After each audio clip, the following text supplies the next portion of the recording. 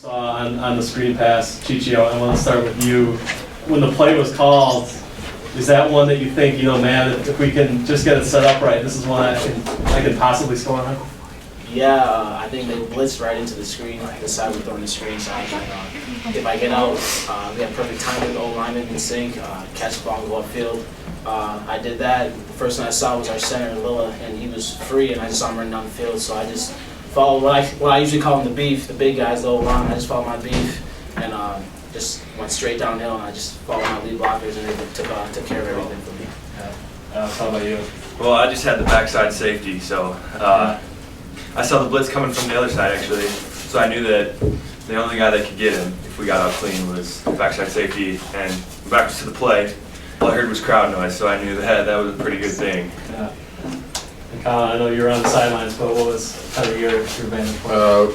Whole defense was just sitting on the bench, getting ready to go back out there if we had to, and I just heard the crowd going nuts, and then heard Chichi's name over the loudspeaker, and it's the best feeling. As Chichi, after last week, after the way that game ended for you, how nice is it to come back and just kind of have this great showing? I mean, you rushed for 100 yards, you didn't fumble, and then you score the game-winning touchdown on homecoming. I mean, just what's kind of going through your mind right now? I guess I got the trust back in my coaches and me. We could practice. I had a good week of practice.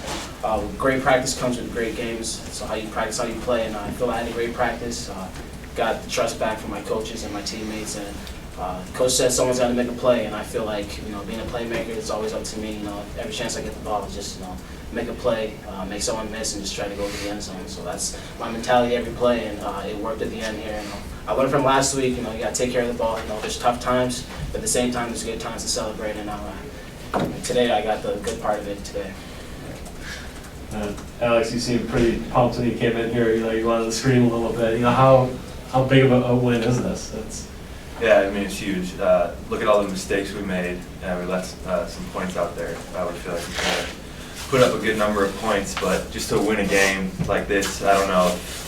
This is up there with one of the best I've ever had, so one of the best I've ever been a part of. A lot of fun. At the same time, it is nice to celebrate, this big victory like this, but is there a little bit of disappointment that you guys couldn't put it away? You had those 2 drives. Chichi had some good runs, but something happened, either the stuff on first down or something happened. What's kind of preventing you guys from putting together these, 10-play, 15-play drives in the fourth quarter that, doesn't force you to come up with a 65-yard screen pass? Well, I think we just kind of shot ourselves in the foot there at the end. We were trying to run some clock, eat up as much clock as we could, get as many first downs as we could, and just shooting ourselves in the foot, basically. We're just making our own. We're beating ourselves. Yeah. So, and I feel like we learned from it, Bemidji, but obviously we need to do a little bit better job putting it away at the end. Is that kind of what you see too, Chichi? Is that, or are there holes you're not seeing, or is it just everybody's kind of, if one guy makes a mistake, it kind of filters down to everybody? Or? I think we're all playing fine, but I think it's just one guy just makes a little mistake, and if you get a false start, starting first and 15, stepping first and 10, we can't be starting behind the sticks. We got to make sure we're always getting positive yardage.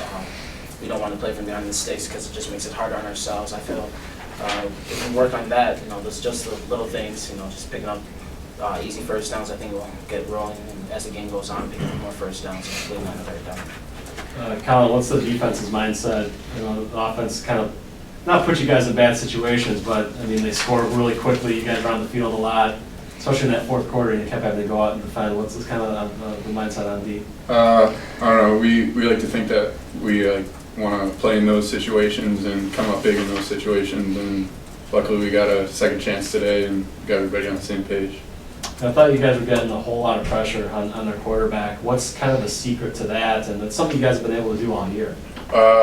Our defensive coaches draw it up, and then the D-line's doing a great job of just pulling guys and keeping those offensive linemen off the linebackers that are blitzing. So a lot of credit goes to those guys. And that's kind of why you're able to get those sacks. And you think you have 7.5 this year now. I'm sure that's credit to those guys up front. All I got to do is just run through the opening. Those guys open it up for me. I know now that the Wayne State game's out of the way, you guys can focus the next week. I imagine you thought about it a little bit, even though I'm sure the coaches have been great, one game at a time, but what is this opportunity like for you guys, and how much are you looking forward to a chance at the #1 team in the country? It's really exciting. You get a chance to go to their place and get a chance, the opportunity to potentially knock off the #1 team in the country and rival in your conference. So, I mean, this is what college football is all about. This is what you play for. These are big games. This is why you come here. So I think that's our mindset right now. Yeah, with momentum the last few games, this little winning streak we're on, I think we're trying to click on offense, just clean some things up in defense, just if they get a stop here too, I think we're all playing well. Special teams played well today too. They were kicking the ball out of bounds. We had a block punt today, so I think all the phases of the game are coming together now. I think it's a great opportunity we have next week when it's their place to play. Collin, how about you? We gotta have a great week of practice. I mean, just go out there and have some fun, play the game. That screen pass, is that something that you guys think is that the perfect play for that? Because they're amped up a little bit, they may want to send a few extra guys, they may not, hold back and look for a screen. Are you taking advantage of their I don't know, adrenaline at that point? Well, at that point in the game, we're going to put pressure and play deep cover. So they're trying to keep you from the big play. So screen games, in that case, if you can get out and the blitz doesn't hit it, if the blitz doesn't hit the back on his way out, we came through the same hole that he came in. So we like when they blitz on the screen. That's what you hope for. As soon as I saw the kid going like, oh, okay, get the ball off, because if Jack can dump it to him, it's one less guy in the play, and we can get our center out. And so you got an extra blocker, and we just happen to hit it. Yeah, is that kind of Is there a reason you didn't run that every series? I'll talk to Cam. Fired him twice.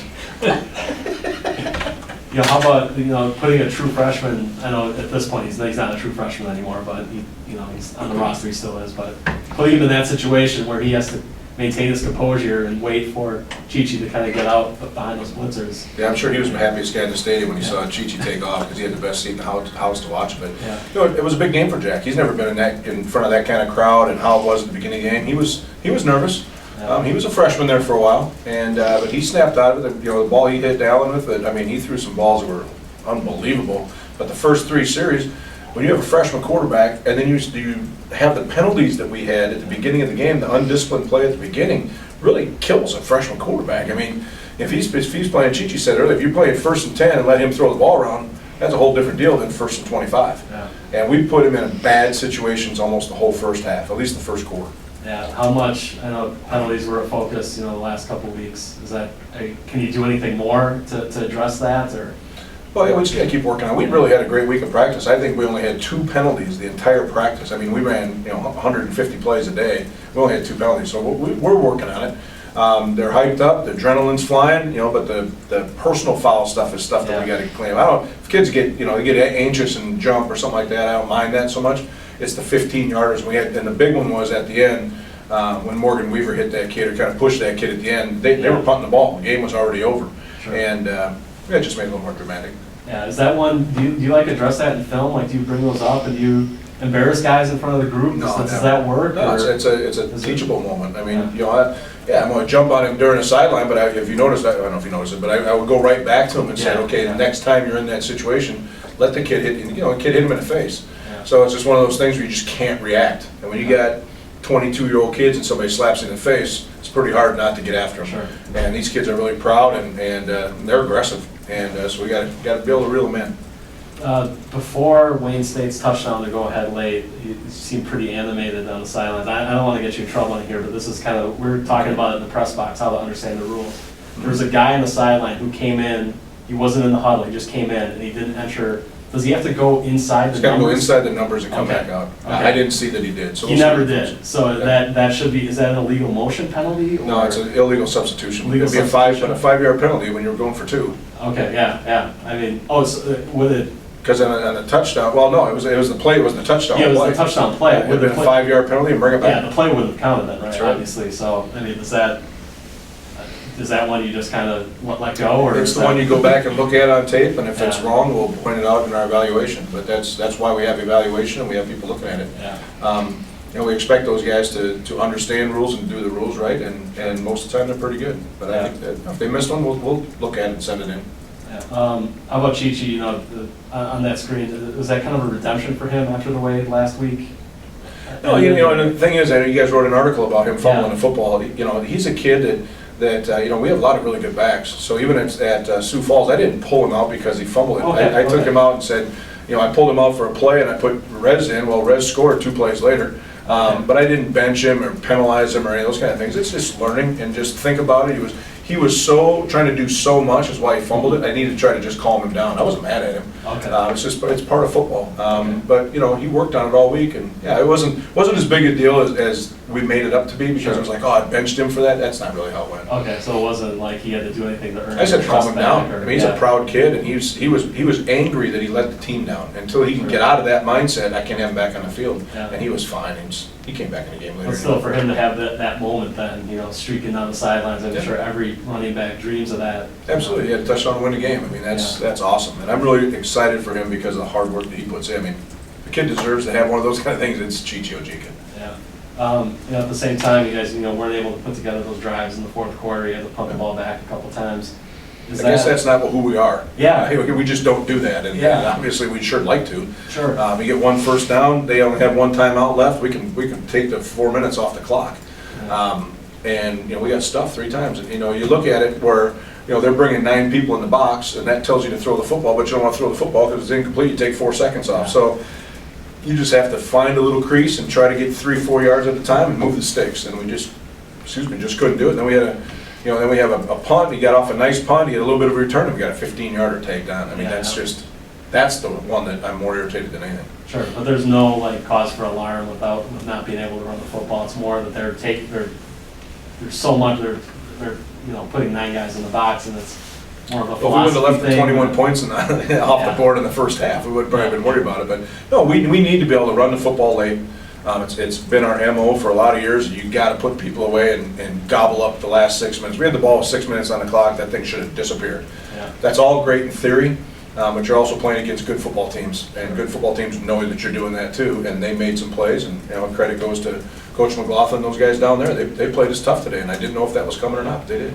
How do you assess the play of your D-backs? You know, they kind of maybe were burned a couple times. It took bad routes sometimes, but then they also made some pretty nice pass breakups. Is that, you know? Yeah, our pressure wasn't really good. I know you talked to Collin here about it. He got a big sack, and Terrell had one, but you know, we're trying to get pressure and then you cover. And if the pressure doesn't hit to cover that kind of speed, I don't care who you play, it's tough. And they got behind us.